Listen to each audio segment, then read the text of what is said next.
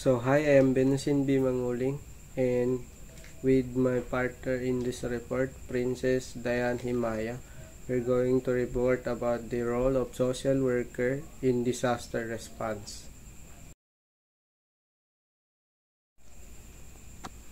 So our first objective is to define what is disaster. Second is to know the roles of social workers in disaster response. Third is identifying the aims of social workers in disaster management. So next is what is disaster. Number 1, collective stress situation. Number 2, serious disruption of community or society functioning. Number 3 is widespread human, material, economic, or environmental loss. Number 4 is exceeds the affected communities coping capacity. So number 1 is a disaster is a collective stress situation where a community or society experiences a heightened level of stress due to an unexpected event. This stress is shared by the affected individuals, creating a sense of urgency and the need for coordinated response. So, ang disaster daw ay yung mga unexpected event or disaster na siyang nagbibigay sa atin ng stress. At ang stress na ito ay hindi lang basta stress, kundi nawawala ka sa focus kung ano ang dapat mong gawin. Tulad sa lindol, imbis na gawin natin yung tinuro na duck, cover, and hold, ay sa atin naman ang ginagawa natin is kanya-kanyang takbo, which is delikado according to the expert, di ba? So sa number 2 naman tayo. Disasters lead to a significant disturbance in the normal functioning of a community or society.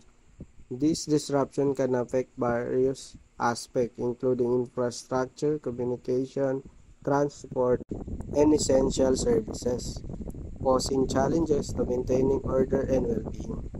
So, disaster daw ay nakaka-apekto sa functioning ng society, lalo na kung yung disaster is nasira niya ang mga infrastructure at iba pang mga essential na need ng society.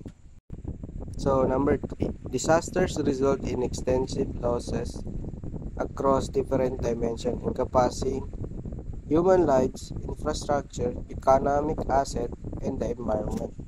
The impact is not limited to one sector, but ripples through various aspects of the affected area, causing substantial harm and damage. So, dito naman daw is hindi daw biro ang damage or environmental loss if yung disaster is very strong, like typhoons here in the Philippines, di ba? Kita rin natin ang epekto nito. Ando na yung madaming namamatay, nawalan ng bahay, hanap buhay, at higit sa lahat, babalik ka sa simula if ever na ma-encounter mo yung ganitong disaster. Ang hirap, di ba, magsimula ulit sa pinaka-umpisa. So, number 4. A disaster is characterized by its magnitude, surpassing the local community's ability to cope with and manage the consequence. The scale of the event overwhelms the resources, skills, and infrastructure available, necessitating external assistance and collaborative efforts for effective response and recovery. Pero kahit anong mangyari at anumang disaster ang maranasan, kailangan pa rin natin lumaban. Tanggapin na lang as parusa or consequence yung disaster na naranasan. Pero kita niyo rin naman like sa mga Pilipino or tayo, di ba? Nagtutulungan pa rin tayo para makasimula at makapagpatuloy pa rin sa gusto nating makamit sa buhay, di ba? So next is WHO or World Health Organization defines disaster as occurrence disrupting normal condition, causes suffering beyond community adjustment capacity. Third is involves accidents, events beyond human control. So according to World Health Organization, a disaster is characterized by occurrence of an event that disrupts normal conditions. So katulad sa mga natural calamities, di ba? Yung habang pa-chill-chill ka lang, tapos bigla na lang lilindol. Yun yung sabi ni World Health Organization dito sa disaster. Meron din itong example like sa man-made, yung mga industrial accident, katulad rin sa vehicle accident, di ba?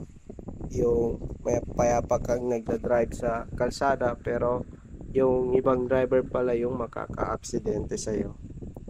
So, sa number 2, sabi ng WHO is the community's abilities to adapt and cope, and it implies the impact of event exceeds the community capacity to manage and adapt the resulting challenges.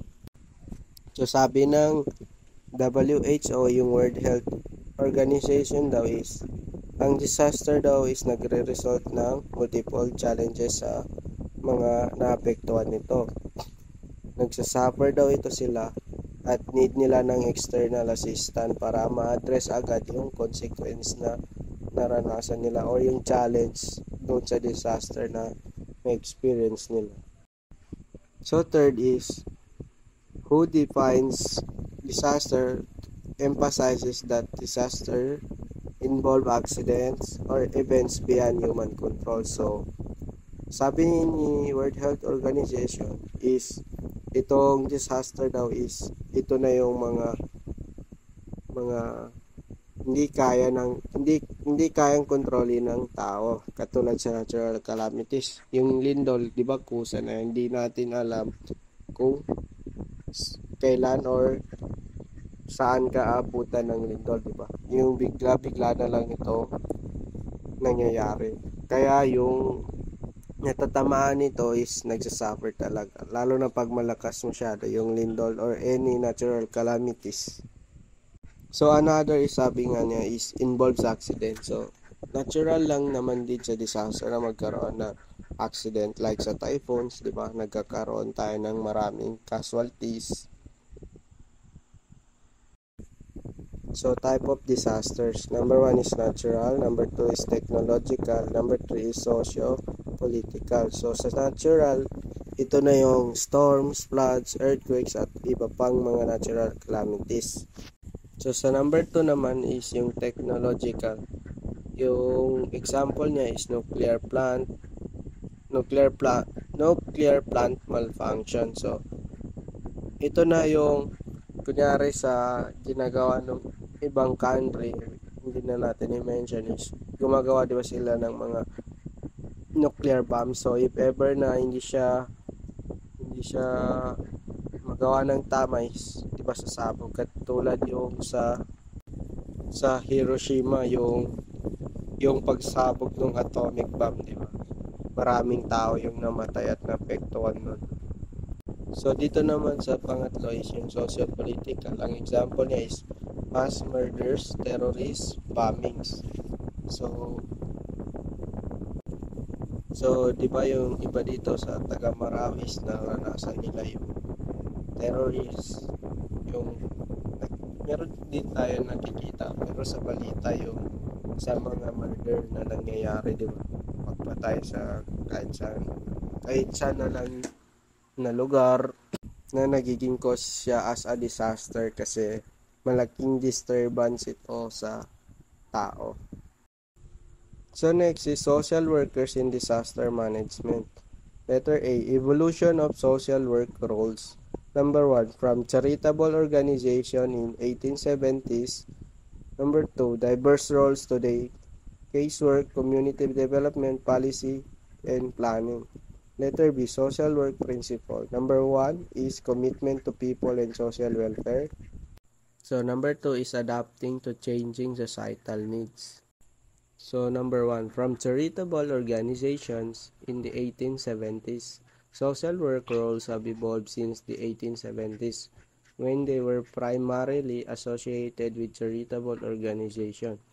During this period, social workers often engaged in philanthropic activities. So, ano nga ba itong mga philanthropic activities? So, some example niya dito is volunteering, like when employees donate their time to charities, scholarship, community investment, and sponsorship. So, over time, the profession expanded beyond charity to encompass to encompass a broader range of roles and responsibilities in addressing social issues. So sa katagalan daw is nag-evolve din yung role ng social worker sa society para madagdagan pa ito yung roles and responsibilities nila to address the social issues na nangyayari sa ating society. So number 2, diverse roles today: casework, community development, policy, and planning. In contemporary disaster management, social workers play diverse roles beyond traditional charities. So they engage in casework to provide direct support to individuals, participate in community development initiatives to enhance resilience, disaster response, and engage in strategic planning to mitigate the impact of future disaster. This evolution reflects the profession's adaptability to the changing landscape of societal challenges. So, 'di ba, nung naiba na, or hindi naman siya naiba, nadagdagan yung roles ng social worker sa societies, nagkaroon ng casework, community development, policy, and planning. So, itong mga nabanggit na ito na yung mga roles na nadagdag sa social work na siyang ginagamit pa rin until now. Katulad sa casework, 'di ba? They provide direct support sa individual. So, letter B, social work principles. Number 1, commitment to people and social welfare. Social workers adhere to a fundamental commitment to improving the well-being of individuals and society at large. So, yung social work principle daw na ito is pinapakita na ng social worker yung dedication nila in order to promote social justice, equity, and ensuring the needs of vulnerable population are addressed in disaster situation. So ang focus nitong principle na ito is to respond in alleviate human suffering. So mas gusto nila mas mapabilis yung pag-overcome sa suffering na nararanasan ng individual or ng affected ng disaster. So, number 2, adapting to changing societal needs. So, dito naman na principle is yung social work is in-emphasize na yung ability niya to adapt in evolving societal needs. So, katulad sa nangyayari sa disaster, di ba? Hindi man din natin ma-predict yung mga nature or yung mga crisis na nararanasan ng isang victim or nung vulnerable. So, yung social work is flexible siya sa kahit anong needs nung client or nung mga vulnerables is kaya nilang ibigay. So, next, involvement of social workers in disaster management. Letter A, social work intervention. Number 1 is manage before, during, and after disaster. Number 2, administered by social work professional. Letter B, areas of focus. Number 1, casework. Number 2, community development. Number 3, policy and planning. Number 4, management. So, manage before, during, and after disaster. So, social work professionals engage in preparedness, immediate support during disaster, and long-term recovery efforts. So katulad sa typhoon, di ba? Before pa mangyari yung typhoon is naka-ready na itong mga social work para pagplanuhan agad yung immediate support during the disaster. So, sa before is pinaplano na nila kung anong tulong ang ibibigay nila. So, para sa during support nila sa disaster is kaya nila. Tapos, ang sa last naman is, di ba, yung long-term recovery effort. So, after na yun nung disaster, so, tinutulungan nila agad yung mga vulnerables kung ano yung needs nila. So, next, number 2, administered by social work professionals. So, Trained social work professionals lead intervention, applying expertise in assessing vulnerabilities and addressing complex human needs. So yung gumagawa daw dito sa social work intervention na daw ito is mga trained and social work professionals. So hindi pwede na hindi ka trained social work professional na mag-lead sa isang intervention kasi hindi ito pwede. Kasi doon nakasalala yung buhay ng isang individual or isang client sa'yo. Kaya bawal na hindi social work professional ang mag-lead sa isang intervention. So, letter B, areas of focus. Number 1, casework. Ito na yung direct support sa individuals, families. Tapos, including na din dito yung assessment, counseling, and coordination of services. So, sa number 2 naman, community development. Dito is enhance nila yung community resiliency sa pagbibigay ng mga needs nila katulad ng resources. So, pinafacilitate nila din yung mga tao para mabigay yung mga need nila. Tapos, next naman is yung policy and planning. So, ito naman is contribution to inclusive disaster policy and plans that address social and psychological needs.